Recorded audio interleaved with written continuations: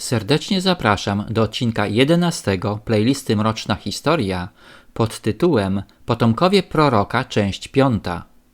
W poprzednim odcinku 10 opowiedziałem, w jaki sposób jedna z sekt islamskich inicjowała swoich prozelitów.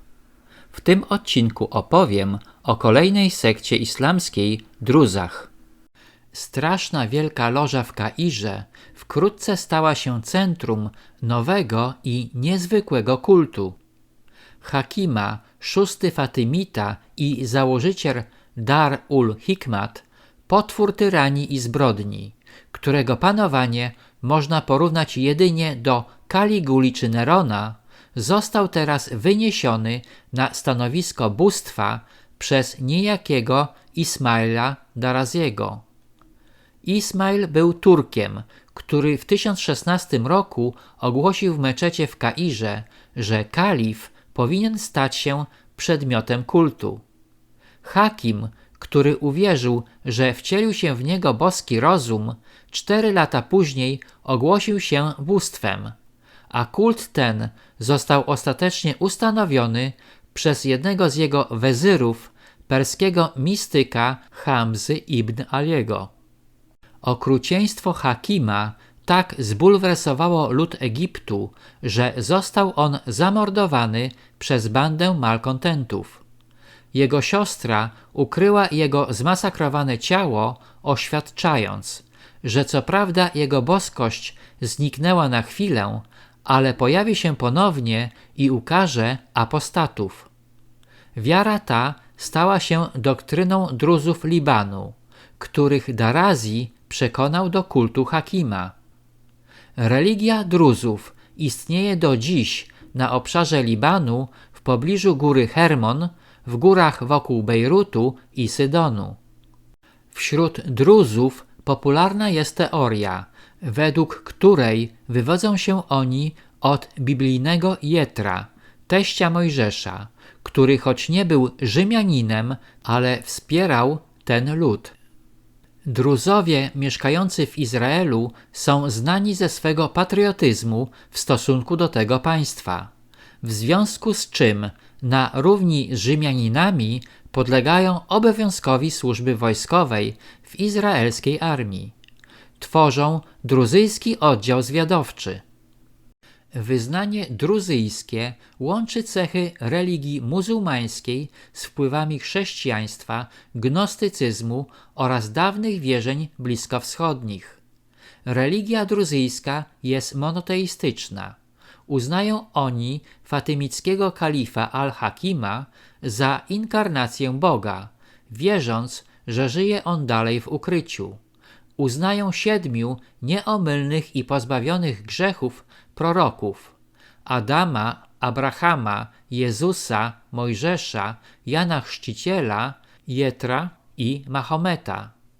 Wierzą w wędrówkę dusz, reinkarnację, która spełnia się, gdy dusza jednoczy się z kosmicznym umysłem, utożsamianym z wolą Bożą.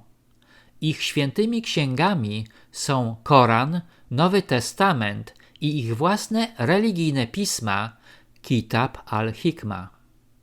Druzowie przestrzegają 7 przykazań, a szczególnie przykazania nie kłam.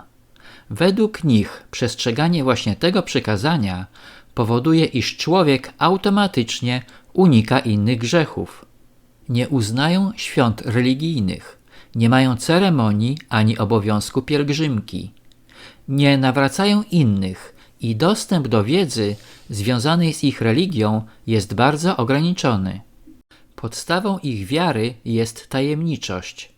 Zaledwie około 20% społeczności musi przestrzegać rygorystycznych zasad religijnych. Są to mędrcy. Tylko oni czytają święte pisma i żyją w ascezie. Pozostali im mniej wiedzą, tym mniej mogą nagrzeszyć. Druzowie nie noszą także żadnych symboli religijnych. Uważają je za zbytki przeszkadzające w wierze. Związki małżeńskie zawierają tylko w obrębie własnej grupy. Żeby zostać druzem, trzeba się nim po prostu urodzić. Dlatego też Problemem dla Druza jest znalezienie życiowego partnera. W samym Izraelu żyje około 110 000 Druzów. Mieszkają głównie w północnej części kraju, na terenach Galilei oraz na wzgórzach Golan.